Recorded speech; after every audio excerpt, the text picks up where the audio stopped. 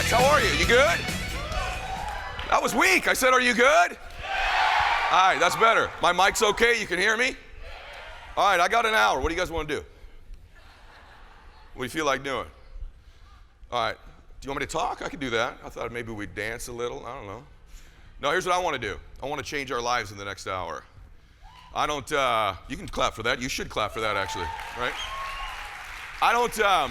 I'll say it to you again. I want this to be a life-changing hour. I don't take your time lightly. I didn't fly here today to kind of blow some smoke at you. I don't have a DJ like my buddy Jesse did yesterday, but I do have an unbelievable message for you that I think can change your life. And at the end of the hour, you can measure it whether or not maybe your life moves just a millimeter. And for the right person here, I hope that it does. All with me on that? Say yes. They cut my time by 10 minutes. I saw that back there, Cody. Let me see if I can do it that quick. So, hey, listen, why do I say that? Why do I want to change your life? Because I believe you were born to do something great with your life.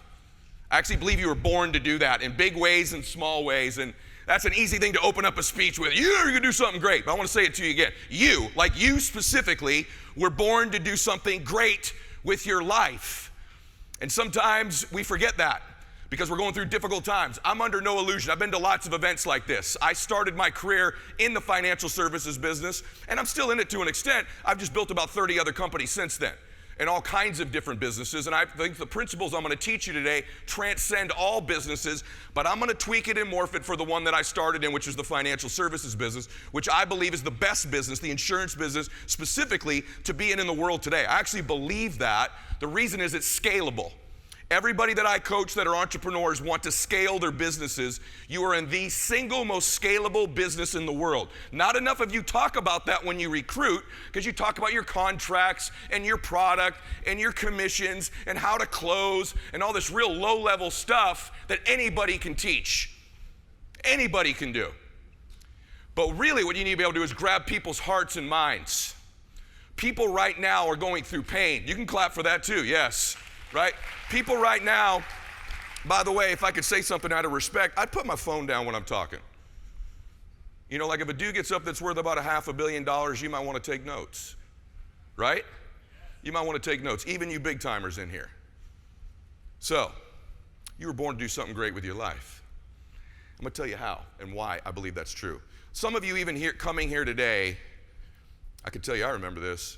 I come to events like this. Let me tell you what occurred to me, if I'm being really honest with you. I thought everybody was a little bit more motivated than me. I'll be honest with you. I thought they were a little bit more motivated, a little bit more fired up. They stand up for every speaker, whether they're any good or not. And I used to think, that's awfully weird. Like all these people are super inspired and motivated. And the truth is, at least 80% of the time, I'm not. 80% of the time, I'm questioning whether I should even be doing this anymore. Even when I started to make money, I wasn't sure whether I should continue to do it or not. There were parts of it I just didn't enjoy doing. And because there were parts of it I didn't enjoy doing, I thought, well, maybe this isn't completely for me. Now that I'm 51 years old, I've built a bunch of businesses, I realize there's no element of any business that you're going to love every single part of. But what I do know is when I would come to events like this, oftentimes I was going through some pain. Whether that was financial pain, relationship pain, emotional pain, maybe I wasn't making the money I wanted to, questioning whether I should. Do any of you relate to any of those kind of things at all, yes or no? Okay, cool. So let's be real. Me too. And what I realized is I was reading Think and Grow Rich Again recently, said on the other side of temporary pain, you meet your other self. If you can survive the temporary, you'll meet another version of you. I'm up here not because I'm super impressive, because I'm not. In fact, the security guards both told me, they're like, dude, I thought you were a lot bigger based on looking at your pictures. I'm like, thank you, both of you. Nice thing to tell me. Right? Which I was bigger. It's just COVID, and I like to make excuses. So, if you can survive the temporary, you'll meet another version of yourself. I coach lots of successful people in all kinds of industries, people that have run countries, businesses, sports, entertainment. I am one myself, and I can tell you that the difference with them and most people is they have a different relationship with pain. See, we're wired all the way back to the caveman days to avoid pain. That's how our brains are wired. It keeps us alive. What actually keeps you alive does not make you successful. And so our proclivity is to avoid pain and discomfort. And when we're going through it, we try to get through it in such a way that it doesn't cause us much pain. I had Phil Heath. I have the best business and self-development podcast in the world. It's the #1 podcast in that space in the world. You should listen to it. I had Phil Heath on my show, the 7-time Mr. Olympia recently. He's become a good friend. I like Phil a lot. I said, Phil, how do you win 7 Mr. Olympias? That's a big deal. Not one, to win it once is miraculous, right? How do you win 7 times? And he gave me an answer on the podcast. I go, that's not why. He goes, well, why? I said, you have a different relationship with pain than everybody else. You pursue it and chase it when you go in the gym because you know on the other side of that pain, you get introduced to another set of legs. You get introduced to another set of biceps. You get introduced to another set of abs, so you're willing to go through it. Most guys will do what they can to minimize it, mitigate it, or avoid it. I know this because in my own life that's true. I've been able to, do well financially with 2 skills. I don't have a high IQ. Turns out, according to the guys that are protecting me here, I'm not all that jacked and sexy anymore, so I don't have that going for me. Whatever. And I got 2 skills. Let me tell you what they are, and I'll tell you how I got them. My 2 skills are, by the way, I'm going to brag because I said I only have 2. So when you only have 2, you're allowed to brag about the 2. Okay? Here's the 2. I'm really present, and I care, and I listen to people well. Like, I'm extraordinary at it. That's why my show's so good. I really am interested. I really care. I really believe in people. I'm really present with them, and they feel it. Write this down. You're always making people feel something, so you should be intentional about it. Most of you, God bless you, brother or sister, you're just oblivious to the fact that you're constantly making people feel something instead of being intentional about what it is they're feeling. That's my skill number 1. Number 2, I'm a good communicator. That's it. That's all I got. Checkmate. You take those 2 things from me, I don't know what I'd be doing. Probably incarcerated. So let me tell you where those come from. I'm the child of an alcoholic and a drug addict. And today will be the last time I talk about this because it's very painful for me, and I don't like talking about it. And I do it to serve people, but I'm not really enjoying it when I do it. My dad was an alcoholic till I was 15. I'm so strongly believe that people can change their life because I watched my hero do it. I watched my hero change from living terribly as a father and a husband and a person into the last 35 years of his life being the best man I've ever met. So when I say I believe people can change, I say that from experience. I watched my hero do it. But growing up, I want you to imagine this. I'm 5 years old. I have 3 little sisters. And I had to figure out real quick when my dad got home every day by the time I was 5, which guy was walking through that front door. And I would get next to the front door as a little boy, 5 years old, and I would watch my old man walk through that door. And I could see his tonality. I could read his face. I could smell his tie tied right. Is his hair a little disheveled? How's he walking? At 5 years old. And if he was drinking, I'd say, Mimi, get the sisters upstairs. Mom will go take a shower. And I would leave myself alone with this man downstairs.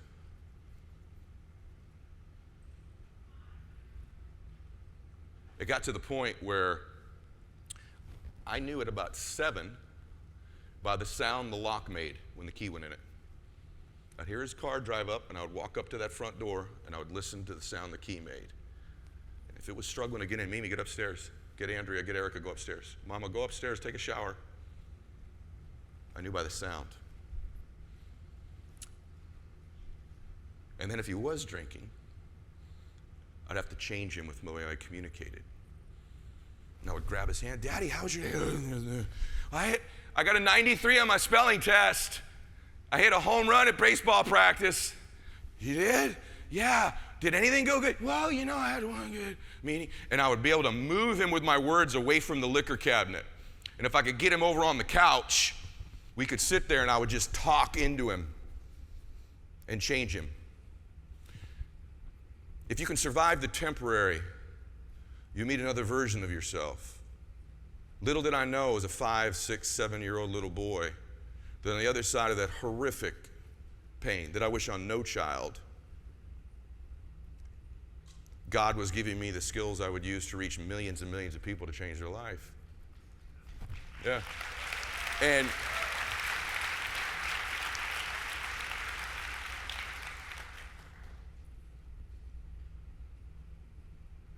I don't know why today it's bothering me more today. But it is. something occurred to me about, I wrote a book called The Power of One More. It's the #1 book in the world for 2 months, which is kind of crazy right now. And if you haven't gotten it, go get it. Forbes said it's the modern day Think and Grow Rich. But what I did in the book, I wrote the book. And then when I was done, I woke up one night. I met my wife in kindergarten, by the way. It's another reason I'm not in prison. And she grew up down the street from me. I woke up, I've only cried maybe like 3 times that she's ever seen. And I woke up I wrote the book, and anyway, I woke up about, I don't know, it was probably now about 3 months ago, crying in the middle of the night. I went, babe, wake up, wake up. She goes, what? I said, babe, someone helped Daddy. And she said, what did you say? I said, someone helped Daddy get soap. I never thought about it, but some precious soul helped my dad change his life. When I was 15, me and my dad were driving in the car to a Little League game. He was crying himself. I never saw him cry before or after that day. Basically, he told me that day, I'm going to try to go get sober. I said, what would be different? He goes, I'm going to give it one more try. That was the first time he ever said one more. And he went away, and he did finally get sober. And when he got sober, I said, Dad, are you going to stay sober forever? He goes, I can't promise you that, but I can tell you I'm going to stay sober for one more day at a time, which lasted 35 years. Every time I wanted to quit this business, I didn't make a decision to not quit the rest of my life. I made a decision not to quit for one more day. One more day, just don't quit. One more day, hang on. So I said, babe, someone helped my dad in the lowest moment of his life when he was thinking of taking his life. Some precious soul stepped up and said, I will help you. I will help you. And here's the thing, babe, isn't that amazing? And that person didn't know it in that bar or wherever my dad was. They didn't know in that moment that man was going to have a son reach millions of people, be one of the most influential men in the world. They had no idea that one move, that one ripple changed millions of lives. And that's not the most miraculous thing. The most miraculous thing is what qualified that person to help my dad. See, you come in here with stuff. You don't know about my divorce, man. Hey, you don't know about how broke I've been or am. You don't know I've been average all my damn life. And what you think is those frailties of yours disqualify you from being successful now. But the truth is, those are the very things qualifying you to help somebody. Here's why. You are most qualified and equipped to help the person you used to be. You ought to write that down. So if you used to not have answers financially and now you do, you are qualified to help people who don't have those answers. If you used to struggle with self-confidence or hope or belief, you are now most qualified to help people who need that don't have it. This person's qualifications were real simple. They were a drug addict themselves. They were an alcoholic. And those very times they were driving drunk or stealing from their family or lying to people, little did they know God was qualifying them to help Ed Mylett, my dad. The very things that we think disqualify us are actually what qualify us to help people. See, if you really want to, I got a guy up here there, real impressive guy. You want to impress people, show them how perfect you are. You want to connect with people, show them your imperfections. I used to not have hope either, brother. I used to not believe in myself either. I used to have low self-confidence. I used to have none of these answers financially, and now I got them. That qualifies you to help. That qualifies you to change someone's life, to do something great with your life. God does not call the qualified, He qualifies the called. You've been called by the fact that you're in here. So, yeah, we're having a moment, aren't we? This ain't what you thought. I'm talking to you. When I'm done here today, I'll be very tired because I'm not talking to the crowd. I'm talking to every individual in here. I want you to feel this. You were born to do something awesome with your life. And you're immensely qualified to do so. So stop this crap about I can't, or I'm not sure, or you don't know. Those are the things that you are most qualified and equipped to help the person you used to be, which is why you must keep growing. Which is why in a year, if you see me speak again, you won't hear me say this again. Because I will have grown, because then I'm qualified to help people like me now. I'm qualified to help those of you in the room that are worth 20, 30, 40 million bucks, because I used to be you. I also used to be the person in this room who borrowed money to get to the event. I actually can help the person who snuck into the damn event because I've done that before, right? So, but I got to keep growing. Why do world leaders want me? Because I used to be like them. But if you keep growing, there's another version. Everything in your life is happening for you and not to you based on what I just described. I don't know if I was the first person to say that. There's a big argument about who it was. Doesn't matter, it's true. So you fast forward from that little dude at the front door, not to brag, but I just want you to know it's possible. I built a bunch of different businesses. I've recruited tons of people. I don't know, I've got to be one of the highest, if not the highest paid person in the history of the insurance business. One of them, for sure. I built tech businesses, chocolate businesses, food businesses, you name it. Fitness businesses. And I'm going to tell you how I did it in a minute. You're qualified to do it. If a dude like me with low intellect, and I don't mean this to minimize me, I'm not stupid, I'm just not particularly bright. I wasn't a great student. I'm not, one of the other guys just thought you were any taller. What about all these thought you'd be's, right? Like, I bring what I got. But what I got is I care. What I got is experience. What I got is a heart to serve. What I got is I want to make a difference. When my dad got sober, he got me a job. I was unemployed. I had played college baseball. I got my degree. I was living at my mom and dad's house. My dad came back from the first AA meeting, said, I got you a job tomorrow. Turns out, guys, it was at an orphanage. McKinley Home for Boys in San Dimas, California. I walked in. All my boys were 8, 9, and 10 years old. Their parents were dead, incarcerated, or had molested them. I didn't have kids of my own. I'm not a psychologist. I was not qualified to be there. Wait a minute, maybe I was. See, I know what it's like to grow up with dysfunction, don't I? Maybe I can help these little boys that I used to be. Maybe I can help them. And it changed my life. You know all my boys wanted? Each of these precious little boys, let me tell you what they wanted. You should write this down in order. They wanted somebody to love them. They wanted somebody to care about them. Let me give you a big one if you're a leader. Believe in them. If I asked you who's ever believed in you in your life, that looked at you a certain way, you just knew they believed in you. You thought about it more than about 5 seconds, you'd start crying. It's your grandma, your grandfather, your mom, your dad, a coach, a pastor. I pray you've at least had one. If you haven't, I apply for the position. I believe in humans. Believe in them. And then guess what the fourth one was? Just show them how to live better. It was while I worked at it, I got recruited into financial services. I could tell you I never got into business to make money. I've never gotten into any businesses to make money, and I love making money. But I got into the business because I really found out something about adults, my clients and my recruits. Guess what they want? By the way, guess what Alex Rodriguez wants? Guess what Clayton Kershaw wants? Guess what Barack Obama wants? Guess what Donald Trump wants? Guess what everybody wants? Someone to love them, care about them, believe in them, and show them how to do something better. So when I recruit you or I'm across your kitchen table, the thing you're going to feel from me is I love you. I care about you and your family. I believe that you can do this, and I have some things I can show you how to do better. It's all I've ever done in all my businesses. It's all I've ever done in anything I've got. Done my family. Done it in the life insurance business. Done it in the candy business. Done it in pig out chips with outstanding foods business. Done it in a chicken business I own right now. Done it in a fitness business. I love you. It has to be real. I love you. I care about you. Believe in you. I think I can show you how to do something better. That's led to hundreds of millions of dollars. I mean, I stand up here today, man, I could brag to you. I got 3 oceanfront houses in Laguna Beach. I belong to a club in the desert called the Madison Club. It's got to be the most exclusive golf club in the country. You got me, Ellen DeGeneres, Kardashians, Kris Jenner, John Elway, Tom Brady, you name it. I don't know, anybody. Sylvester Stallone, Adele. There's 150 of us, and I'm one of them. I got the best damn house in there compared to all of them. Phil Knight, that guy, he runs a company called Nike. Tim Cook runs a little joint called Apple. Jerry West used to run this little team called the Lakers. And then me, I sold life insurance and recruited people. And I got the best place of them all, right? Right? Right? You know why they all come to me for advice, or a lot of them do? Why I'm their guy? Because I'm around Mylett, man, I just get this feeling that he loves me. He cares about me. He believes in me, and I got this feeling this dude's got some of that special stuff to show me how to live better.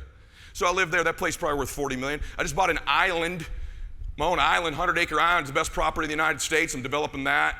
I've had 6 jets, although none of them work right now, so I flew American Airlines out here. I've had every car you could imagine. I've taken care of all my family. Anything you see that I have on social media is completely paid for, free and clear. I don't have a mortgage or a debt at all. I get an American Express bill every month, right? So I'm completely, totally financially independent, totally debt-free. I owe no man nothing, which is what the Bible tells you to do. And I got there through all that stuff and one other thing. I'm a master question asker. Not enough of you are still, it's old school, are not asking enough questions of people. Do you know how many times in the Bible Jesus asked a question? 307. Do you know how many times he answered one? 3. Feel like he was a pretty good leader. Feel like he built a pretty good movement. Whether you're a part of the movement or not isn't important to me. Just telling you, there's a couple people involved in his team, right? 307 or 3. You got to ask more questions of people. This is influence. Hey, if you enjoyed this, I got another one you're going to love. It's right there. Click on it. See you there. We're never going to give our pain a voice. What does that mean, Chad?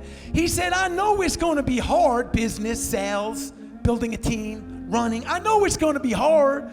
We're going to have those thoughts that I don't have what it takes. I'm not good at sales.